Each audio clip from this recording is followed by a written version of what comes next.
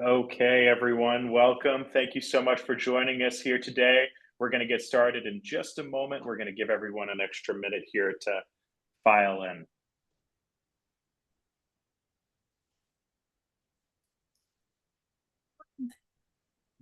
So, and just for fun, I'm going to ask everyone to put in the chat where you're from, what your school is, and where you're from. I am here at Fitzgerald Health, and I work out of St. Louis, Missouri. Nice to see everyone today. And I am split my time between Boston and beautiful Cape Cod, Massachusetts. And I'm on Cape Cod, Massachusetts right now. And if I look down the street, I could see a little peak of the Atlantic Ocean. And not to make Dr. Fitzgerald jealous, but I too am in beautiful, sunny St. Louis, Missouri, where I can almost see the arch from our office here. So it's Oh, how wonderful. quite a scenic place. It's a gray day here on Cape Cod, but that's all right.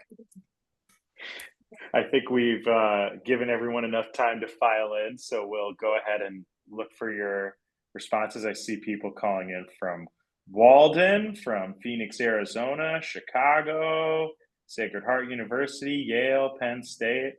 That's wonderful. We want to thank everybody for coming here today. We appreciate you taking the time to hear from Dr. Fitzgerald about special teaching and learning considerations in NP education. My name is Jack. I'm with Fitzgerald Health Education Associates. I work on our webinar and marketing team.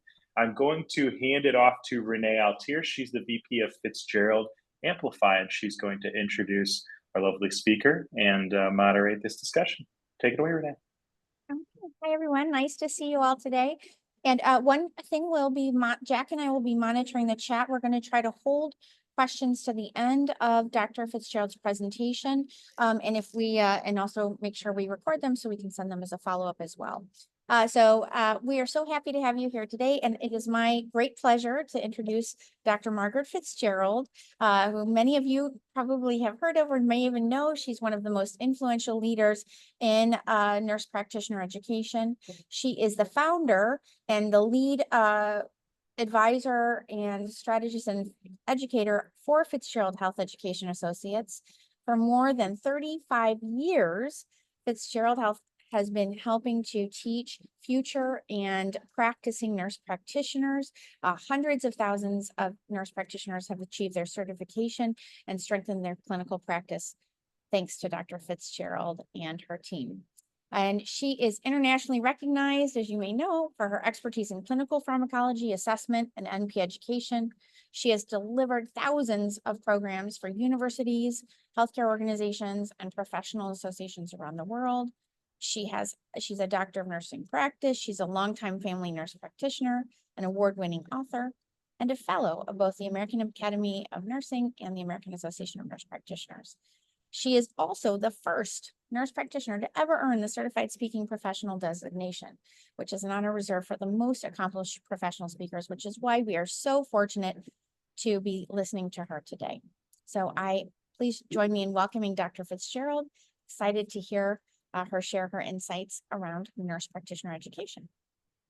Okay, take it away. Thank you so much, Renee and Jack. I could not be more delighted to be here in, well, what is about 3/4 of the way through NP week. And I have been a nurse practitioner since the late 1980s. And so it, like an entirely different century. And we had no NP week back then. And so why weren't we being honored? Because there were only 26,000 of us in the entire country. This is a big place to spread 26,000 of anything over. So I'm delighted to see that this is being so well recognized. Lots and lots and lots of state declarations that it's NP week and all. So let's take a look. What are the objectives? At the end of this presentation, we'll be able to describe the unique learning needs of the NP APRN schedule. Do we have like 10 years to do that? Yeah, we could, but what I'm doing is I'm going to bring you what I've learned over the years from helping NPs transition from the RN role through certification out into practice. Apply select learning teaching principles and theory in NP education, and then identify some really common challenges when addressing the teaching and learning needs of the NP student. So one more time, happy Nurse Practitioner Week. But let's take a moment and figure out, where is our profession today? So I mentioned that when I became a nurse practitioner, there are about 25,000 in the entire country. And the interesting thing is, I don't think that would be as surprising as it would be if you didn't appreciate that we were 20 years into the profession then. 20 years. And there were still only like 26,000 of us in the entire country. General rule, we were practicing in states with either flimsy, shall I say, flimsy or no practice act. The environment was quite a bit different. Now, what do we know? And this comes from AANP. By the way, if you're not familiar with this, this is a open to the public infographic on nurse practitioners. So we are the fastest growing primary care providers, although less than 50% of us practice in primary care. 431 solutions. I even saw a higher number topping 450 the other day. You could see the growth even just since 2020 has been unbelievable. Nearly 1 billion patient visits per year by nurse practitioners.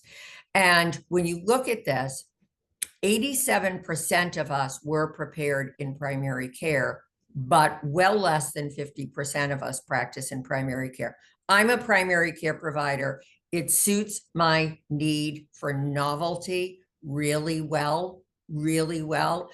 One day I was in the clinic. I had a 90-hour-old baby, 90 hours, not days, hour-old baby in one exam room that I was following up on hyperbilirubinemia. And then I left that exam room and I went into the next exam room and I saw a 90-year-old woman who's been my patient for more than 30 years, more than 30 years. And all I could think of is how their lives have changed over that, how the world has changed over that time period. Pretty amazing. And nearly 3 out of 4 patients support legislation for greater access to NP services. So this I highly recommend. You can go to the AANP website, download this infographic.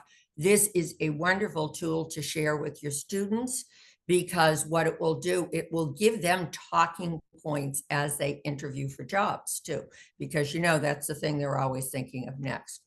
State practice environment. When I look at this, you go, okay, so green, full practice authority, yellow, there's some reduced practice, red, restricted practice. We're not going to go into the politics or where most of the red states are located and all, but just glancing at this, when I look at this, I go, oh, okay, well, we're more than 50% of the states with full practice authority, but what does that translate into? Only about 40% of us practice in full practice authority environments, only 40%. So you might look at this and go, say what? Well, look at how many of the green states are very low or lower population states. So this is how we end up with this. And so we're moving towards full practice authority. This is all great. This is all wonderful. But sometimes what do we hear? So we're hearing good things from AANP. We're, helping 1 billion patient visits, et cetera, but this is something that our students are hearing, our new grads are hearing. They will hear something like this: with an ongoing physician shortage, primary care practices are increasingly turning to nurse practitioners. Yeah, like we just were emerged from the ooze yesterday. No, we've been around since 1965, and other interdisciplinary scenarios to fill the healthcare void. Okay. What are we saying to our students if we let something like this slide by? What are we saying to the other 400,000+ nurse practitioners? We are not filling a void. We are not spackle, but what we are is highly educated healthcare providers who are able to provide advanced practice nursing care to patients in need. Full stop. That's it. But this is what our students often hear. Oh, I was offered a job because they can't recruit any physicians. No, no, no, no. You were offered a position because there are patients in need. And please remember, our dear recently departed Loretta Ford recently passed at 104 years of age. When she and Dr. Henry Silver, a pediatrician, started the NP role or conceptualized it, I should say, in 1965. That was the first year of Medicare and Medicaid. There was a recognized need that there would be, particularly primary care providers, that there would be an increase in those, because this would be the first time that a lot of primary or care oriented practice was actually paid for by an insurance plan. She was not one bit focused on a lack of physicians, but she was greatly concerned about a lack of primary healthcare services. And if you ever got her to hear her speak, her real focus was in primary care for low-income children, particularly in rural Colorado. That's where she got her inspiration. So you might say potatoes, not enough physicians, so we'll fill in with the NPs. But I believe we need to be consistent with the message of being patient care focused. We're taking care of people in need, okay? So this is something that we really need to keep in mind. Dr. Ford never thought we were a substitute or a good enough replacement, but as NPs, we're caring for people in need and are educated to do so. All right, I teach NP review. I'm dealing with new NPs all the time, our NP students getting ready to graduate. Love it, love it, love it. It is so rewarding, but I hear this constantly. I put all this effort into going to school and I'm not going to make that much more than I did as an RN. Oh, I'd be willing to bet you've heard that as well. All right, so what's the median household income in the United States in 2024? It was $80,000, all right? And where are we with NP salaries? By the way, feel free to share anything from this slide deck with your students. So median annual salary for nurse practitioners is north of $124,000 a year. All right, $80,000 median household. Remember, that's household income. That's not median annual salary for a given worker. That's household income. So obviously we're doing better than that. We're doing better than that by roughly another 50%, right? Okay. But should we stop complaining? No, we should not push for being better reimbursed. But one of the things I do want to advise you to pass on to your students is keep in mind cost of living in different communities. There are a bazillion cost of living calculators around. This is the one I tend to use when I'm talking to people. It's at Forbes.com. They do a lot of advice on financial issues, and higher salary doesn't mean more in your pocket. I'm going to give you an example, and I'm choosing Sioux Falls, South Dakota, because I recently did a presentation there. The salary, the median salary is $110,000 a year for NPs in Sioux, South Dakota. You want to move to Manhattan, your replacement salary is $266,000 and some change to replace your $110,000 a year in Sioux Falls, South Dakota. Now let's be a little bit less hyperbolic because, you know, Manhattan is its whole thing. How about just moving to Chicago? Replacement salary, $170,000 a year. So please be aware of that. So should we stop complaining about salary? Are we poor?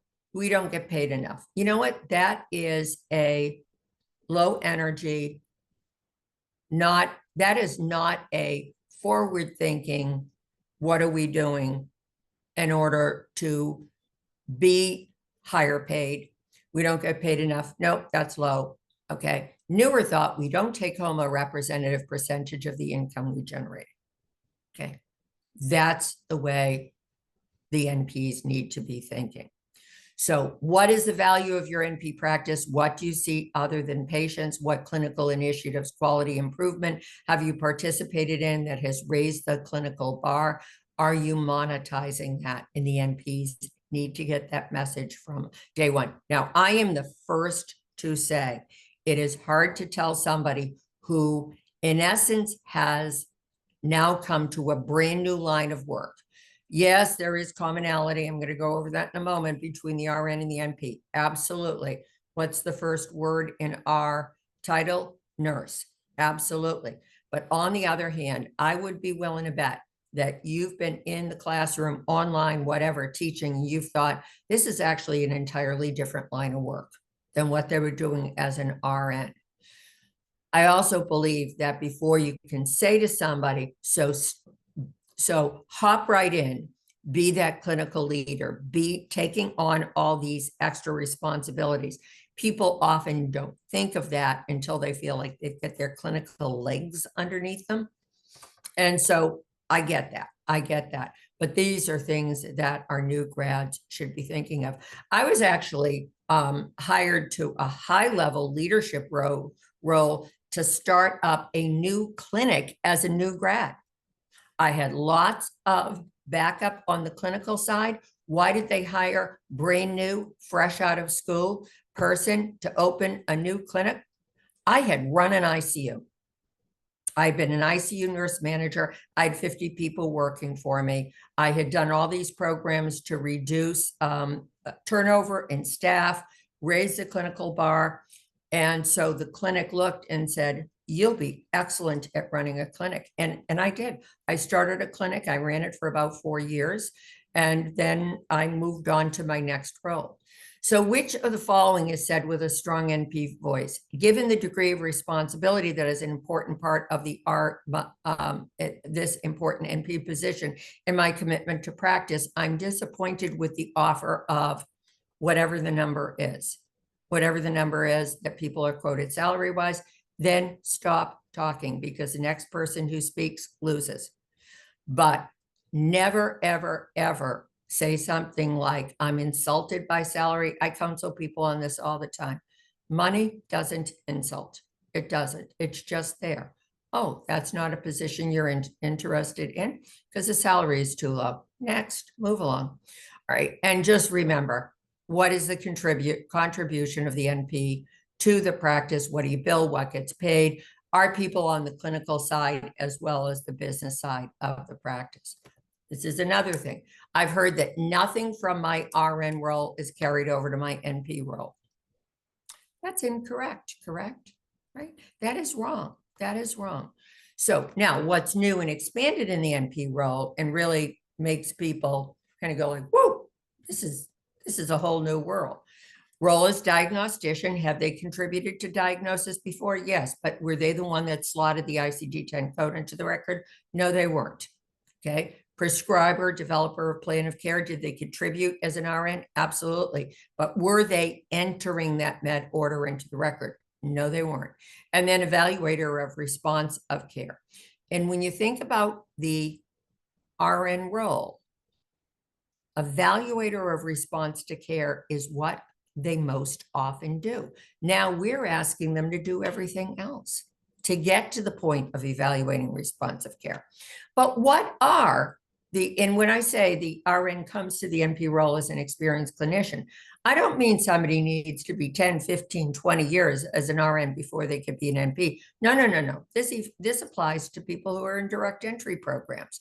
But what are their transferable skills? Communication skills, families in crisis. Somebody says to me, but I'm an L&D nurse. I want to become a family nurse practitioner. That doesn't translate. I said, L&D?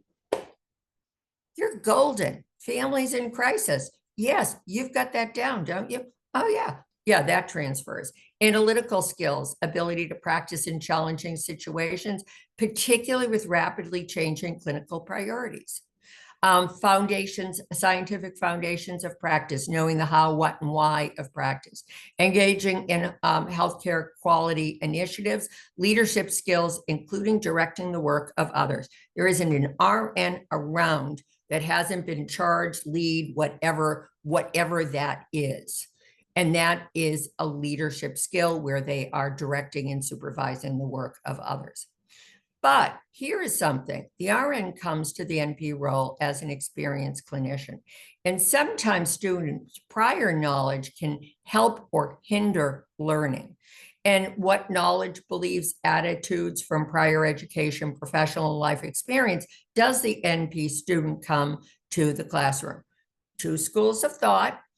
You need RN experience to become, to enter into NP practice, okay? The RN experience is not germane to NP practice. What I view as like polar opposites, schools of thoughts.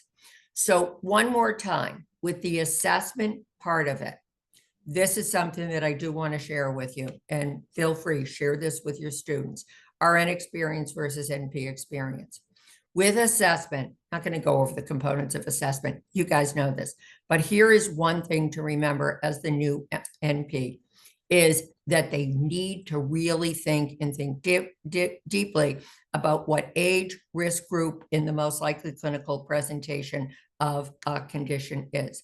Diagnosis, analyzing that assessment information, and also remember, inpatient and ED clinical presentation is often the exception rather than the rule.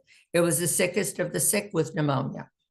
And remember that only one person in 100 with pneumonia even lands on the medical floor. So who was on the medical floor? The sickest of the sick. Who was in the ICU? The sickest of the sickest of the sick with that community-acquired pneumonia.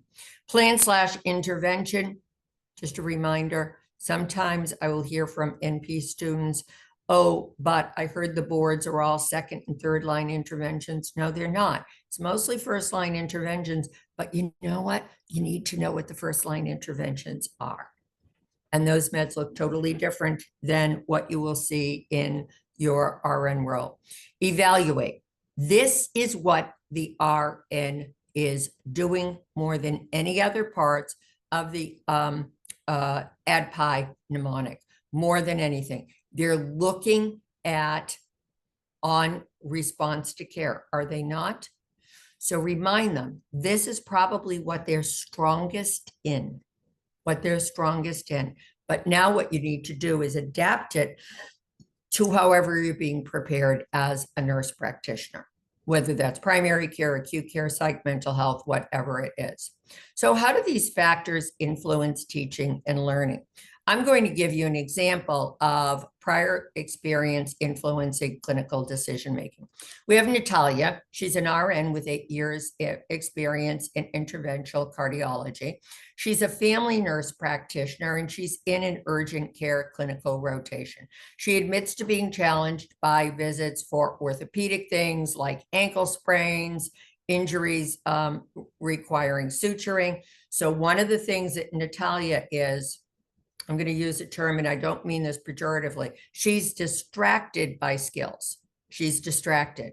I don't really know how to suture. Yeah, I sutured a piece of foam rubber or whatever it was in a skills lab, but I haven't done it on a real person. I'm not going to succeed in urgent care because there's a lot of suturing. There are a lot of ankle sprains. I'm not exactly sure how to handle those, which gets down to very often the difference. Do you need an x-ray? Do you need to boot it or not? Okay, she's distracted by thinking what she needs is a lot of skills. And when I say skills, I mean like hands-on thing. She's asked by her preceptor to perform an initial assessment on a patient who is presented with chest pain. And she goes, yay, interventional cardiology. This is my home, my area of expertise. Finally, I'm going to feel really, really smart. And she also envisions going into cardiology as a nurse practitioner. But remember, she's preparing as a primary care nurse practitioner. So interventional cardiology unit, a variety of NP diagnoses. Of course, ASCVD will be the most common. Most patients arrive post-procedure. They've had a cath, a stent, angioplasty, whatever. So is their assessment done, their diagnosis done, their plan done, their intervention done? Yeah. What's Natalia's role? Evaluating. Are they stable post-procedure? that type of thing. And so she's largely on the east side because everything else has been done. So one of the things that she needs to keep in mind is determine probabilities based on the patient's symptoms, history, risk category. What is the most likely likelihood of a particular diagnosis? Of course, her clinical experience has been most people are more than age 60. They have multiple risk factors for ASCVD. So hypertension, dyslipidemia, type 2 diabetes, tobacco use, family history, etc. And the patient's scenario is a 25-year-old adult male. That's who she's been asked to see, which is one reason why in an urgent care unit, this guy's been put in an exam room. They didn't go 911 and get him the heck out of there. But he's a 25-year-old male. He presents with an 18-hour history of constant mild chest pain. He's saying it's about a 3 to 5 on that 0 to 10 scale. He describes the pain as a pressure-like feeling around my breastbone, worse with a deep breath, worse with arm movement. If he swings his arms, it hurts more. And if he presses on the area. So one of the key things is here, this chest pain is reproducible. Better with rest, pretty much goes away if I take a couple of Tylenol. No change in pain with exertion. He denies difficulty breathing, including with activity, no diaphoresis, no GI symptoms. So the student now is trying to organize the knowledge. And this is how students learn and apply knowledge, making meaningful connections between pieces of knowledge accurately and meaningfully organized. And there is a term that I came across in the educational literature called inert knowledge. And I went, oh, why didn't I know this term 40 years ago? And it's information that one can express, but is unable to apply. Yes, inert knowledge, or the other way of thinking of it, it's up here, but it's not coming out of their mouth and it's not in their hands, okay? The patient is a younger adult. Is additional health history needed above and beyond what I just gave you? Of course, you want to put down ASCV risk profiling like family history, chest trauma, any new activity that triggered this pain. So that's key. And that might not be a question an RN from interventional cardiology thinks of. She might think of, how do you feel when you walk up a flight of stairs? How do you feel when you carry groceries? She might have that type of thing, but perhaps not the new inactivity that triggered the pain. So Natalia is considering that the most clinically significant chest pain, in other words, the one most likely to harm a patient, is caused by ASCVD. Is she making a meaningful clinical connection with this patient, this younger patient with pathophysiology, clinical contributors, and clinical presentation? Yes. Back in my ICU days, did I see, which that was a very long time ago, my ICU days as an RN. Did I ever see somebody in their late 20s having a heart attack? Yep, I did. I did. They were much the exception to the rule and not presenting as this guy does. So the next thing is Natalia needs to gather more information, but from her RN experience, the lab testing would include troponins, yeah, BNP, others, 12-lead ECG, echo, perhaps other diagnostics as well. From her RN role, she's carrying over my physical exam should focus on a cardiac exam. Good for you, Natalia. Heart sounds with evidence of cardiac decompensation because she sees a lot of people in heart failure. So she's listening for the S3, the S4 heart sound. She's saying, is there a new onset of murmur of mitral regurg? All those things that would go with cardiac decompensation.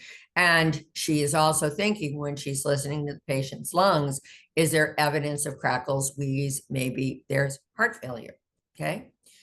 But she needs to update the probabilities based on the data given, and that she needs to work on her differential. So what's some additional information about this gentleman? Non-smoker, healthy BMI, no hypertension, absolutely rock solid normal vital signs, no history of dyslipidemia and diabetes. Substance use history, drinks about 2 to 3 beers per week, usually 1 to 2 beer on occasion, denies any other recreational drug use, denies family history of premature ASCVD. And just as a reminder, premature means ASCVD found in males less than 55 years, females less than 65 years of age. So she collaborates with her preceptor and they discuss developing a diagnostic plan. And they also talk about, is there a risk calculator we could use here? Because, we've got great technology these days. Why not use them? And it really drives home the point of practicing with best evidence, really drives home the point of punching up your clinical note. There is nothing like including an evidence-based calculator score in there for why you did what you did. We don't have it for everything, but boy, we've got it for a lot of things. So the NP students considers a risk calculator that is extensively used with it at the interventional cardiology unit where she practices. And it's the GRACE acute coronary syndrome risk and mortality calculator. So it's for patients with known STEMI and or unstable angina or non-STEMI, in other words, acute coronary syndrome, to determine mortality. Is that the right calculator for a young guy who's very low cardiovascular risk with reproducible chest pain? It actually isn't. It isn't. And the preceptor coaches her on the use of a different calculator, but why? And this is the emergency department assessment of chest pain score, and helps identify low-risk population who need less testing than other higher risk patients, highly sensitive, who is safe to go home, less specific, less helpful in identifying who has disease. And so the input from the chest pain calculator, the EDACS, is he's 25 points, so he gets 2 points for that. He's male, he gets 6 points for that. Known coronary disease risk factors or age, no, 0 points. Diaphoresis, no points. Pain radiating to the arm, shoulder, neck, or jaw, 0 points. And the old ICU nurse in me kind of goes, ooh, jaw pain. We used to see some of our sickest patients with ACS who presented with jaw pain. Pain occurring or worse with inspiration, that takes 4 points away because reproducible chest pain is seldom atherosclerotic in nature. Pain is reproduced by palpation. Yes, that takes another 6 points away.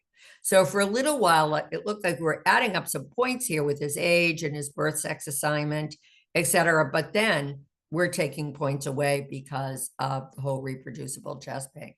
So the summary of the patient, he's -2 points, low risk with this calculator. And by the way, this is available at MD Calc. I just have to say this, I have no financial relationship with the folks that do MD Calc, but it is a powerful calculator. It's got all sorts of different calculators on it. Like when I was talking, I needed to look up what was the acceptable range of bilirubin in a 90-hour-old. I can look around for some graphs and everything, but MD Calc spit it right back out to me. So it's great, particularly for different calculations that you don't do all that often.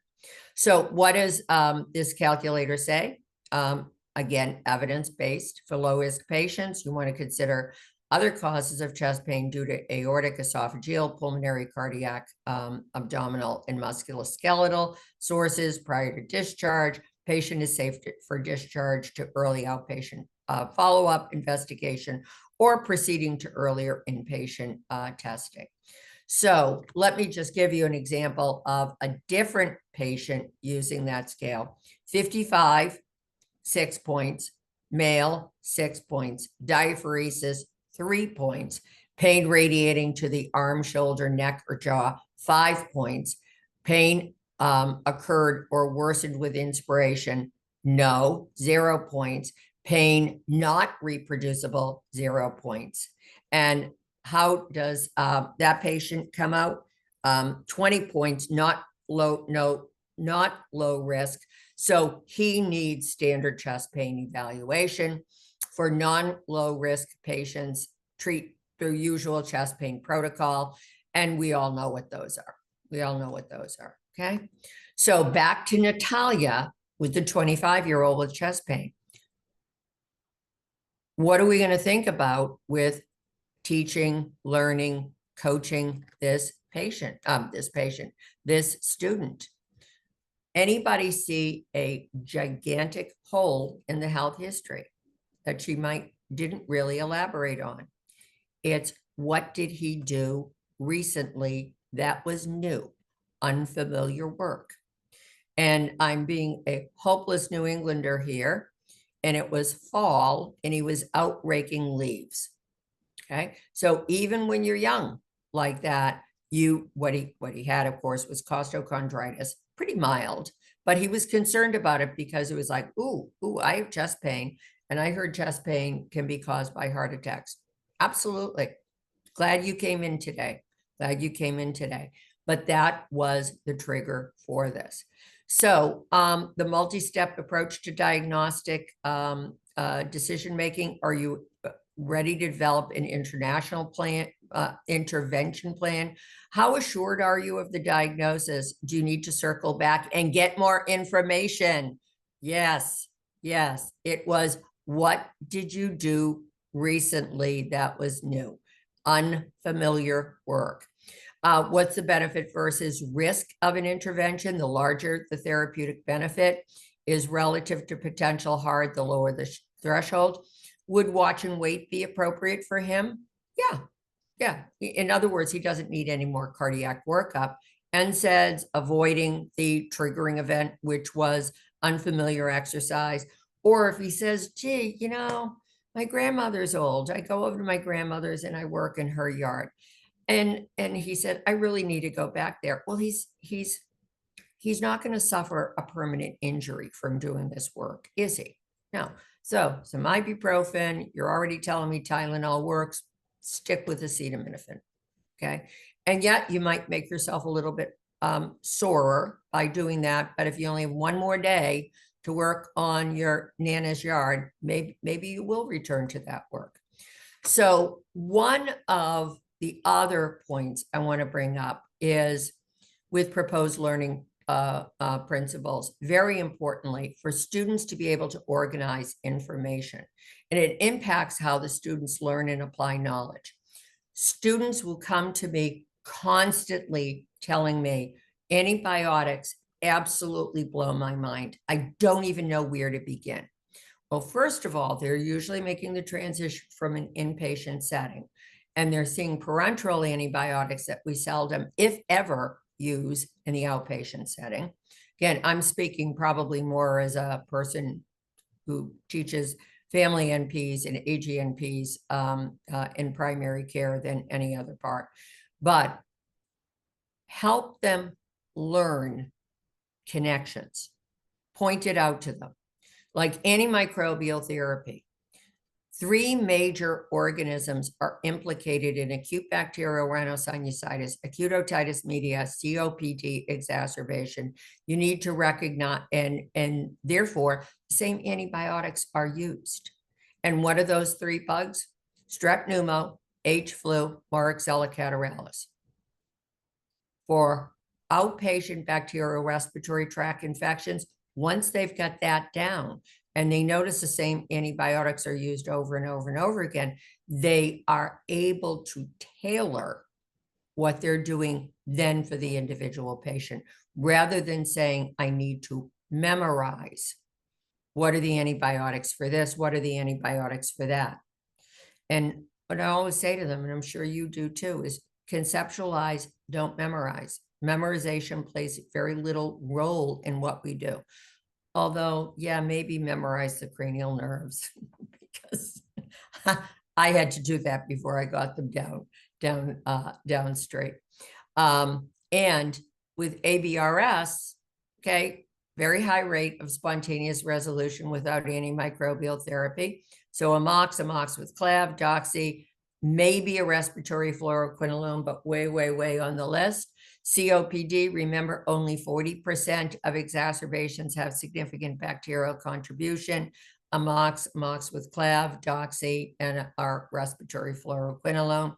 Again, why those antibiotics? Because they largely cover all those bugs that we just rattled off. The other thing is recognizing risk groups and risk factors. I find a lot of times people have hard and fast rules, okay? You have pustules, postural lesions mid-face, but you're in your 50s and you have multiple family members with similar issues. Clinical diagnosis, well, obviously that is rosacea. Is it clinical diagnosis or do you need a biopsy? No, it's a clinical diagnosis by your history and physical exam. Likely diagnosis, obviously it's rosacea. First line therapy, oral and topical antimicrobials and topical retinoids. Okay. Now you have a 14-year-old with pustular lesions over the face, upper back. Remember, greater distribution, present for about a year since I had my growth spurt. Clinical diagnosis or further testing needed? No, obviously this is acne vulgaris, but on paper, the description sounds similar to the rosacea. So now first line therapies, son of a gun, oral and topical antimicrobials and topical retinoids. It's the same therapy, but two very, very, very different diseases. So my message to you is, with students, they might not recognize that they're not doing clinical correlations and present to you overwhelmed, and that this can be a really helpful way of framing things. I want to thank you during this special week and every week for your dedication, scholarship, and unwavering commitment to shape in shaping the future of the nurse practitioner profession. And it's been delightful to be with you. And I'm going to turn this over to Renee. We've got plenty of time for questions. We do. And I certainly welcome all your questions and comments. And if it's even something like, what do they come to boards the most baffled about? I got that answer. Yes. Okay. So let's open this up. Please feel free for our faculty attending to put questions in the chat, if you can. And one comment I do want to make is, and I say this proudly, we're the only company that offers NP review that also offers free remediation to people who have failed boards. And I have learned so much from what caught people up when they have failed boards. And a lot of times it isn't. Anyway, I'm happy to answer questions about that. So Renee, are you going to do the Yes. questions? Okay, I great. am. So Dr. Fitzgerald, it was actually, that's a perfect question. What, based, because you, as you said, you do a lot of the remediation sessions, so you're working with the students who did not pass. What do students generally come to boards most baffled about? Like where are the biggest gaps that you see in knowledge or confidence? First of all, I would go back to that idea of inert knowledge. They are adult learners. And so what do adult learners want to do is they want to be able to have the information up here, but also be able to do the psychomotor skill that goes with it, or apply it in the clinical situation. So I think the inert knowledge is a big part of it. The other thing, one of the major factors, which I touched on in the presentation, is they're expecting the boards to be, as they say, tricky. And what they mean by that is that they're going to give them an atypical presentation of, and again, I apologize, I'm speaking much from the primary care focus here. They're expecting that even a patient scenario of strep throat is going to have some curveball thrown in there. And chances are it is not. So but what they are accustomed to from their RN role, most of them, is they have seen the exceptions to the rule and not the rule. And this is one thing that I say to them as they're getting ready for boards is, they're all working. We also know they're all working too much, okay?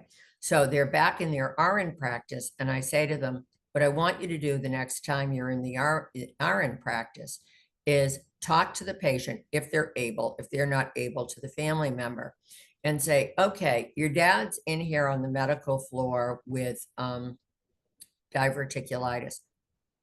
He's so sick that he really can't talk. But can you tell me how many days was he sick before he came here?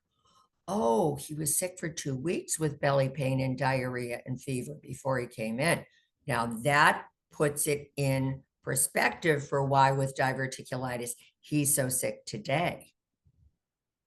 Whereas on the boards, it's likely somebody who's been sick with diverticulitis for 2 or 3 days, maybe.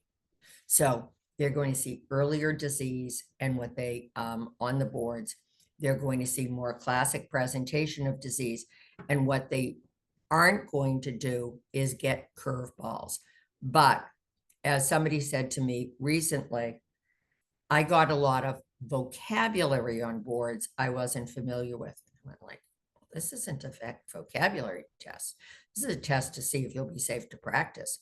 Do you possess and can you apply the knowledge base to be a safe entry level in NP in whatever it is you prepared?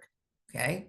It's not a vocabulary test, but what that person was saying is, I came across diseases I've never seen as an RN. And some of those diseases this person was telling me were things, again, in primary care we see all the time, like atopic dermatitis. But that person thought they needed a vocabulary list. So my point on this, because I want to take more question, is they need to ramp things up and really embrace the role of the diagnostician. And then everything else falls into place. So next question for you. My students ask when they should start studying for boards, which exam to take, A&P, ANCC.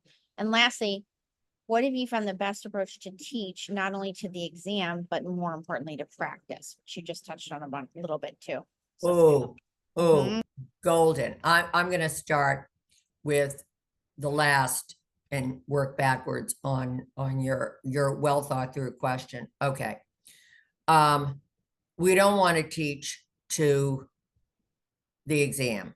No, that ain't going to get us nowhere. But the exam can catch their attention, right? Remember, boards were developed based on a practice analysis of what practicing NPs are doing. So when we draw the Venn diagram, obviously between what they've been exposed to in school and the boards, there should be a great deal of overlap. Okay. And so when should they start studying for boards? Day one of their NP program. And what I mean by that is remind them one more time. It is a test of your knowledge base and your clinical decision-making skills. They've made it to the graduate or the doctoral level. They're already good test takers, even if they don't think they are. They are. It is not a test of your test-taking skills. It is a test of your knowledge base and its application in clinical decision-making. As you go through your program, you'll build on the knowledge and the clinical decision-making skills. So every time you're in clinical, even that very first clinical day that you were there, and you were with a preceptor and you went like, I actually knew that that patient needed their blood pressure medicine adjusted. You just worked on getting better on boards. You did. So that's what, but should you do a review course? Our review course is the most robust on the market and the one really focused on clinical decision making. I don't think it's a bad idea to start a review course earlier in the program rather than leaving it for like the last semester or once you graduate. But every time you hone your clinical decision making skills, you've prepped for the boards. Every time you've increased your knowledge base, you've prepped for the boards, and remind them that. Now, with the boards, which one to take, your choice. And that, and of course, I don't want to ignore that there are other certifying bodies other than AANP and ANCC, because there are for like, for acute care, women's health, things like that. But the one thing is that both AANP, ANCC, their exams are recognized in every state that requires certification for practice. ANCC's a little bit longer, both in number of questions and time allowed. And that is because they do have, they don't have it really as a separate section anymore, but they've got a few professional issues questions put into their exam. And I always say to people, don't freak out about those. Use your common sense. Use what you know from being an RN. You'll get through those okay. I'm 100% neutral on which exam people take. Okay, here's another question for you. Because, you know, we've talked about this a lot, like in terms of question types, question formats, where do you think students get like the biggest risk? Like you and I have talked about the fact that like the old adage of if you change your answer, you're probably going to change it from correct to incorrect, or you might actually get that wrong. So what Yeah, is I some, should have included that in the presentation. no, it's okay. But maybe share some insights there, because I think that's one of the things where students are very nervous about. They can change their answer. They can do that, go back. Right. And how do you help them think through that? So different from NCLEX, that once the question is gone, it's gone. It goes to wherever questions you've answered have gone. In the boards, the NP boards, you can highlight questions and go back to them later. My advice on that one, well, first of all, a couple of just nuggets on this one. And I'll use AANP because AANP's, the numbers are a little bit easier to go through. So AANP's exam is 150 questions. You have 180 minutes to get through it. So a minute a question, you have 150 minutes, 150 questions. That's about how long on average the questions take to answer. And then you'll have a nice cushion of a half an hour to go back to the questions that you originally highlighted. Expect at the beginning of the exam, you'll highlight a lot more questions than you will later in the exam. It's kind of like your brain's getting warmed up, okay? And that, so I always say to them, don't freak out about that. Just anticipate you're going to get to question 25 and you're going to go like, great, I have highlighted 4 questions already. Cool. You'll probably find the next 25 questions you highlight 2. And the next 25 after that, you highlighted 1. Your brain's getting in the game, so don't freak out about it. I also advise them, answer the question and move on. Just in case they run out of time, which hardly ever happens, and they don't get a chance to go back to it. If they've left the question unanswered, they have a 100% chance of getting it wrong. 100%, but they have a 1 in 4 chance of getting it right if they've answered it. And then go back to the question that they had difficulty with. And 2 things. 1, apply ADPI. Is this an assessment, diagnosis, plan / intervention, or evaluation question? Take another look at it to the stem, the story of the question. And there's a highlighting feature on the exam. And go over and highlight every verb. I'm going back to 5th grade here. What does the verb do? It directs the action of the sentence. Okay. And then if you do those two things, sometimes the answer goes, it pops right up. And they go, so why was I having trouble with that question? I said, probably because there was a word that you missed that was germane to answering the question correctly. It's probably something like that. Yeah. And so now you get the right answer. And I tell them to do the same thing like that too, when they say, but I always get it down to two correct answers. I get it down to two answers that are correct, which most of the questions, they will have two correct answers, but one is the best answer. And then I don't know where to go. Go back up, do the add pie, highlight the verbs, and then oftentimes the answer just comes boom, right back for you like that. This is one thing I do not recommend they do, is use practice questions exclusively to study. What they need to do is get back to knowing more of the how, what, and why of practice, and use the practice questions to wrap up their study, not as the basis of their study, because you need to work on that knowledge building. Wonderful. I love it. Another question for you too. Let's see how, like we've talked about this a lot too. What are some other ways that you've encouraged students, or when you're talking with faculty, like we talk a lot about, how do you ensure that they are confident in their clinical decision-making skills? What are some techniques that you as an educator have used, or recommendations? So I think that's one of the biggest, you spoke about that, right? Going from the RN to the NP and having that deep confidence. Are there any other nuggets you'd say related to, especially pharmacology, prescribing, that you've provided guidance on?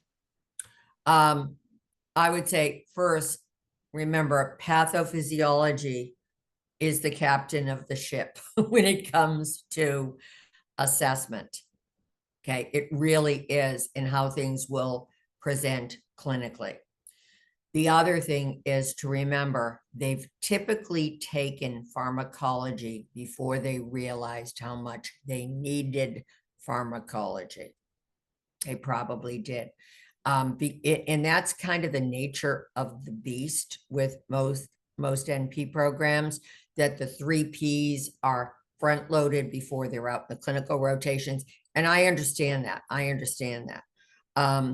But at the same time, if they work on really with every diagnostic situation they're presented with, think of, how did this happen? How did this person develop type 2 diabetes? How did this person develop hypertension? Just to pick on 2 really common diagnoses. And then what do I know about the intervention for those? Okay. What do I know about the pharmacology? And that's going to help them enormously, because then it also will give them much better, if we go back to ADPI, it will give them a much better idea of how to evaluate response to care as well. By the way, I kind of sort of did not follow up on that about the changing correct answers to incorrect answers. When people go back, or we've always heard, if you change an exam question, you're more likely to change it from correct to incorrect. We've all heard that. That was based off of a single study done around World War II. And there actually haven't been great studies done in the APRN world about this, but with some more application of research in the education space, the number really is more like, for people who go back and change an exam question, 50% will change from incorrect to correct, 50%. And then about 20% will do from correct to incorrect. And the remaining about 30%, these are rough numbers, will change it from one incorrect answer to another incorrect answer. So most of the time, 50% of the time, well, a little bit more than 50% of the time, they'll change it from incorrect to correct. Perfect. And Dr. Fitzgerald, thank you so much. And I just wanted to let everyone know we have a full university set of solutions available through our Fitzgerald Amplify brand. And so feel free to email us at sales@fhea.com. We do everything from the 3P assessments to a 3P library to clinical videos, core foundational videos you can integrate in your program, and of course, certification review products.